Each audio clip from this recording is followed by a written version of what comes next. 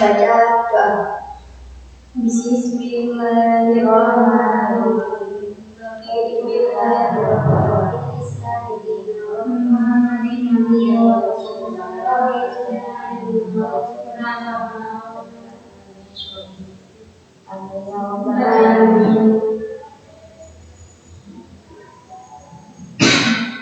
Anak-anak sudah tahu nama saya?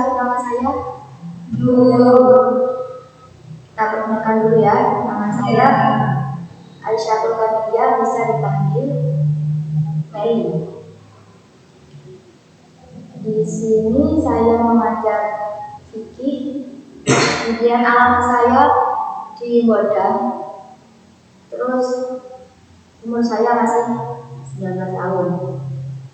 Sudah, sekarang kalian yang perkenalan. A few moments later. Di kelas 10 semester 1 ini sudah libur panjang, kita akan bahas tentang fikih. Ada yang tahu fikih itu apa? Perbedaan fikih dan usul fikih tahu?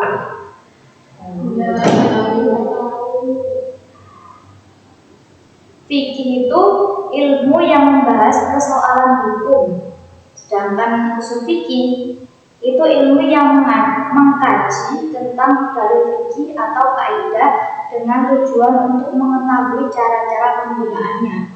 Jadi kalau fikih itu ilmu hukum, kalau usul fikih itu ilmu yang mempelajari tentang dalil-dalil terus penggunaan hukumnya itu. Sekarang membahas fikih dulu. Fikih diambil dari bahasa Arab yang artinya pemahaman atau pengertian. Fikih memiliki pengertian al-fahmu al-dafiq yang artinya mengerti atau memahami secara mendalam. Ilmu fikih itu peraturan-peraturan yang mengatur hubungan antara manusia dengan Tuhannya dan manusia dengan sesama manusia. Ilmu fikih itu ada dua. Yang pertama ilmu fikih ibadah. Fikih ibadah itu membahas tentang manusia dengan Tuhannya, seperti ibadah sholat, zakat, puasa, haji gitu. Kalau fikih muamalah yaitu bagian fikih yang membahas tentang manusia dengan sesamanya, itu manusia.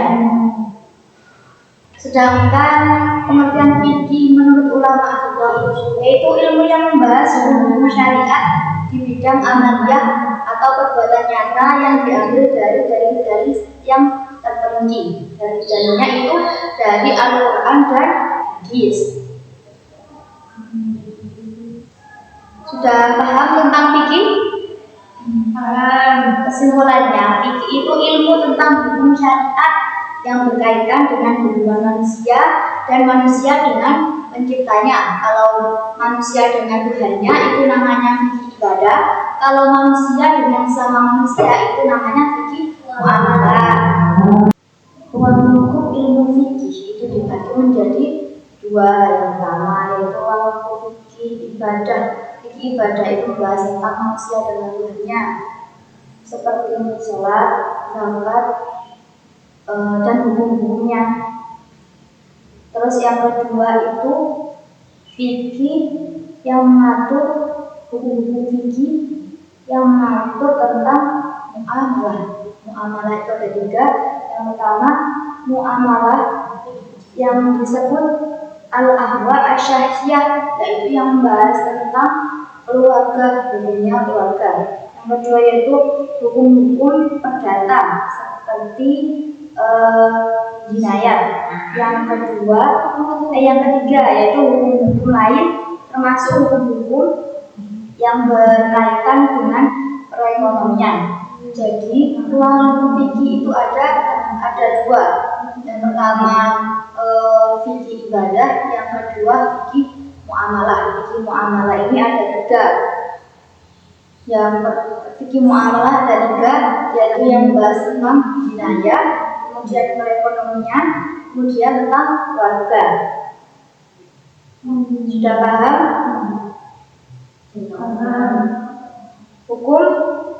Kemudian hukum mempelajari fikih. Ada yang tahu hukum mempelajari fikih? Itu dilihat dari LKS-nya. Hukum mempelajari ilmu fikih bagi setiap muslim adalah fardu ain. Yang dimaksud fardu ain di sini adalah perkara yang wajib dilakukan bagi setiap muslim. Kalau kita memang muslim, kita harus mempelajari tentang ilmu fikih, karena setiap muslim wajib mempelajari ilmu fikih. Jadi ilmu fikih itu wajib dipelajari. Ilmu fikih merupakan kajian ilmu yang sangat penting bagi kehidupan setiap muslim, karena di fikih itu segala aktivitas dan ibadah dan ilahiyah diatur dalam disiplin ilmu fikih. Masalah ilahiyah dan masalah antar manusia dipelajari dalam ilmu fikih. Oleh karena itu, ilmu fikih sangat penting untuk dipelajari. Objek atau maudhu kajian ilmu fikih adalah semua perbuatan mukallaf yang memiliki nilai dan ketetapan hukum. Adapun ketetapan hukum perbuatan mukallaf dibagi menjadi 5, yaitu hukum-hukum bagi muslim, bagi mukallaf. Itu ada 5. Yang pertama wajib, sunnah, mubah, makruh, dan haram. Wajib seperti sholat zuhur, sholat ya 5 waktu itu wajib. Kalau sunnah itu seperti puasa sunnah. Kalau makruh itu seperti merokok itu makruh. Haram itu seperti membunuh. Kalau hukum yang berkaitan dengan perbuatan mukallaf disebut dengan hukum taklif. Hukum yang 5 itu disebut dengan hukum taklif. Kita sudah membahas tentang fikih. Di sini saya akan membuat tebak-tebakan. Siapa yang bisa menjawab? Angkat tangan. Fikih itu apa pengertiannya fikih? Ya, fikih itu adalah hukum-hukum yang membahas tentang manusia dengan Tuhannya, terus manusia dengan samanya. Selanjutnya kita akan membahas tentang ibadah dan beragama. Kalian tahu tentang fikih ibadah? Ibadah itu membahas tentang manusia dengan Tuhannya. Pengertian ibadah yaitu ibadah memiliki makna merendahkan diri dan tunduk. Secara istilah, ibadah adalah merendahkan diri kepada Allah. Maksudnya adalah tunduk dan berat di hadapannya dengan meningkatkan tunduk yang paling tinggi disertai dengan rasa mahabbah atau kecintaan. Jadi ibadah itu berendah diri kepada Allah, mentaati apa yang diperintahkan dan mentaati apa larangannya. Ibnu Taimiyah berpendapat bahwa ibadah adalah suatu istilah yang mencakup segala sesuatu yang dicintai Allah dan diridhoinya.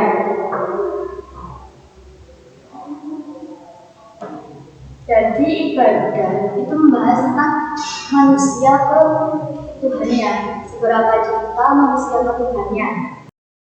Jadi fikih ibadah itu membahas tentang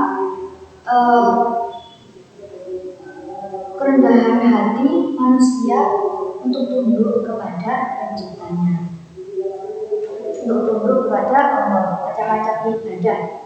Ibadah dikelompokkan menjadi 2 macam, yaitu ibadah mahdah dan ibadah ghairu mahdah. Ibadah mahdah adalah ibadah yang bersifat khasah atau khusus. Artinya ibadah ini berhubungan dengan seorang hamba kepada Allah. Contohnya yaitu sholat, zakat, puasa, dan haji. Kenapa sholat, zakat, puasa, dan haji itu ibadah mahdoh? Karena itu dikhususkan untuk perorangan. Seperti kalau sholat itu kan tidak boleh titip sholat ya, tidak boleh, harus dilakukan sendiri-sendiri. Kalau ibadah yang mahdo yaitu ibadah yang bersifat ammah atau umum. Artinya ibadah ini berkaitan dengan antar sesama manusia. Contohnya menolong fakir miskin, bertetangga dan mencari nafkah. Kalau menurut kepentingannya fikih itu dibagi fikih ibadah itu dibagi menjadi dua, kepentingan fardhi dan kepentingan ijtimai. Fardhi itu perorangan, kalau ijtimai itu berkelompok atau masyarakat. Ibadah fardhi adalah ibadah yang kepentingannya bermanfaat kembali kepada diri sendiri, seperti sholat, puasa, zakat dan haji itu. Adapun ibadah ijtimai adalah ibadah yang berkepentingan manfaatnya kembali kepada diri sendiri dan orang lain. Kemudian macam-macamnya ibadah itu dikelompokkan menjadi dua. Yang pertama itu ibadah mahdo dan ibadah ghairu mahdo. Ibadah mahdo itu ibadah yang bersifat khusus, artinya ibadah ini berhubungan dengan seorang hamba dengan Allah. Contohnya itu puasa, sholat, zakat, dan haji. Kalau ibadah ghairu mahdo itu ibadah yang bersifat umum, seperti bertetangga, menolong fakir miskin, dan mencari nafkah. Kalau ibadah ditinjau dari kepentingannya itu dibagi menjadi dua. Yang pertama kepentingan fardhi dan kepentingan ijtimai. Kalau kepentingan fardhi itu kepentingan fardhi membahas tentang manfaatnya itu kembali ke diri sendiri. Kalau kepentingan ijtimai itu manfaatnya kembali ke diri sendiri dan masyarakat. Kalau ijtimai itu contohnya kalau ijtimai itu hanya sholat dan puasa. Sholat kan untuk diri sendiri dan puasa untuk diri sendiri. Kalau ijtimai itu seperti zakat dan kurban. Kalau zakat kita yang mengeluarkan zakat, masyarakat yang menerima. Jadi bermanfaat untuk ijtimai, bermanfaat untuk kita dan orang-orang lain. Dan juga kurban. Jadi macam-macam ibadah ada dua ibadah.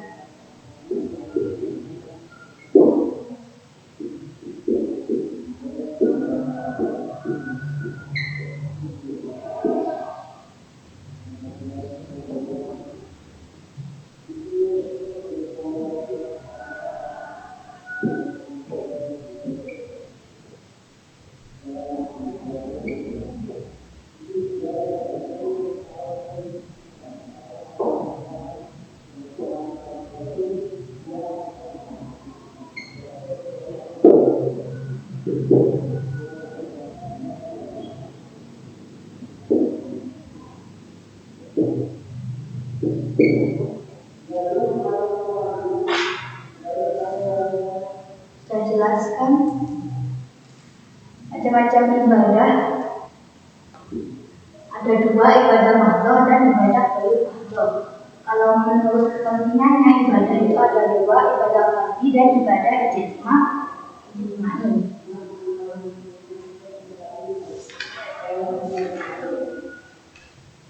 Bahas tentang perbedaan fikih dengan syariah secara terminologi. Kata syariah berarti sumber air yang digunakan minum. Tapi dalam perkembangan yang kita ini lebih sering digunakan untuk jalan lurus, yaitu al-thariqul mustaqim, yakni agama yang benar. Penggalian ini bisa dimengerti karena sumber mata air merupakan kebutuhan pokok manusia untuk memelihara kehidupannya, sedangkan agama yang benar juga merupakan kebutuhan pokok manusia yang akan membawa pada keselamatan dan kebaikan hidup di dunia dan akhirat. Jadi, arti syariat menjadi agama yang lurus yang diturunkan oleh Allah, satu-satunya Tuhan semesta alam. Adapun tujuan syariat secara khusus yang lebih dikenal dengan istilah maqasid al-syariah, yaitu yang pertama untuk memelihara agama atau hifzud bi'adin. Yang pertama yaitu untuk memelihara agama, hifzud adin, yaitu untuk menjaga dan memelihara tegaknya agama di muka bumi ini. Agama diturunkan oleh Allah untuk dijadikan pedoman hidup dalam hablum minallah dan hablum minannas, sehingga manusia akan sejahtera dan tentram dalam kehidupan dunia dan kehidupan di akhirat. Tujuan syariat yang pertama yaitu untuk memelihara agama, yang kedua untuk memelihara jiwa. Maksudnya memelihara jiwa yaitu menjaga dan memelihara jiwa manusia dalam arti luas. Larangan membunuh manusia merupakan salah satu bentuk dari peran syariat untuk memberikan perdamaian dan kenyamanan dalam berkehidupan. Jadi memelihara jiwa itu larangan untuk membunuh sesama manusia. Yaitu ada 5, yang pertama memelihara agama, yang kedua memelihara jiwa, yang ketiga memelihara akal, kemudian memelihara keturunan dan memelihara harta. Kalau memelihara agama yaitu untuk menjaga dan memelihara tegaknya agama di muka bumi, yaitu agama Islam. Yang kedua memelihara jiwa. Yang memelihara jiwa itu seperti larangan membunuh sesama manusia. Yang ketiga memelihara akal, kewajiban dan memelihara akal sebagai anugerah Allah. Yang keempat yaitu memelihara keturunan, kewajiban menjaga dan memelihara keturunan yang baik, karena dengan memelihara keturunan agama akan berfungsi. Kemudian memelihara harta. Maksudnya memelihara harta itu harta yang digunakan untuk beribadah.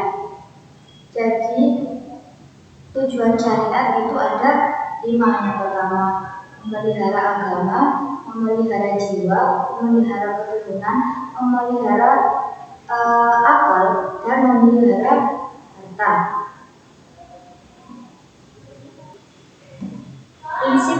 Prinsip ibadah. Sekarang mempelajari tentang prinsip-prinsip ibadah. Yang pertama yaitu niat beribadah hanya kepada Allah, bukan ya Allah aku mau sholat kah?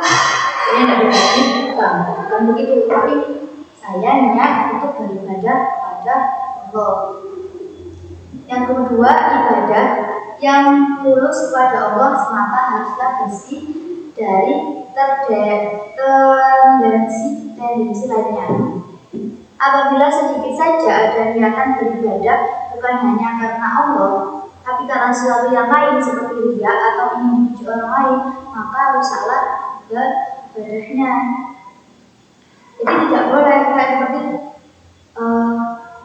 aku nyari muka biar dikira alim, mau sholat biar dikira alim,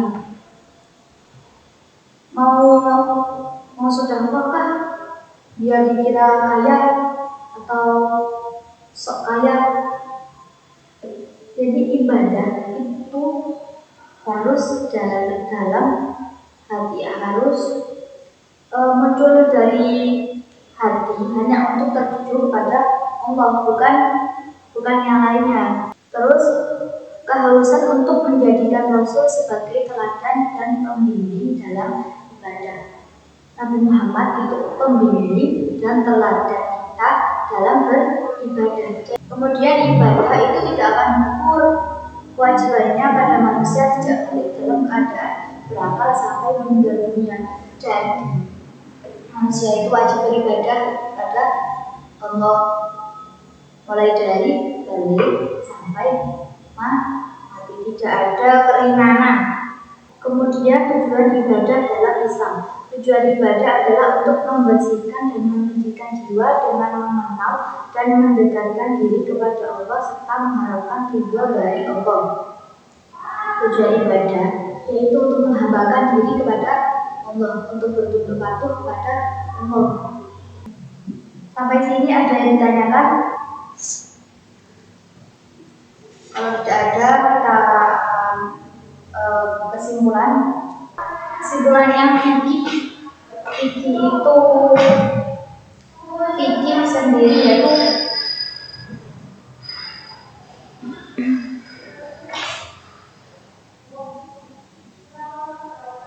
fikih itu ilmu yang membahas persoalan hukum fikih, sedangkan usul fikih yaitu ilmu yang membahas dalil-dalil fikih dengan tujuan mengetahui cara-cara penggunaannya. Jadi kalau fikih itu ilmu tentang hukum-hukumnya, kalau usul fikih itu dalil-dalil tentang fikih.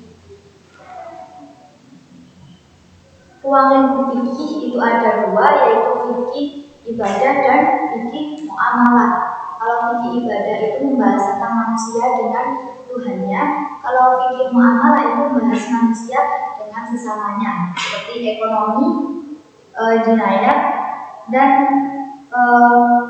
al-ahwa asyasyah. Hukum mempelajari fikih apa? Wajib bagi setiap muslim. Sudah sampai di sini, apa ada yang ditanyakan?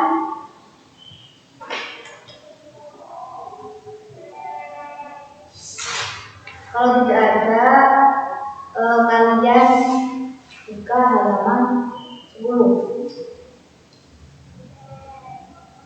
Di situ ada soal dan kalian kerjakan.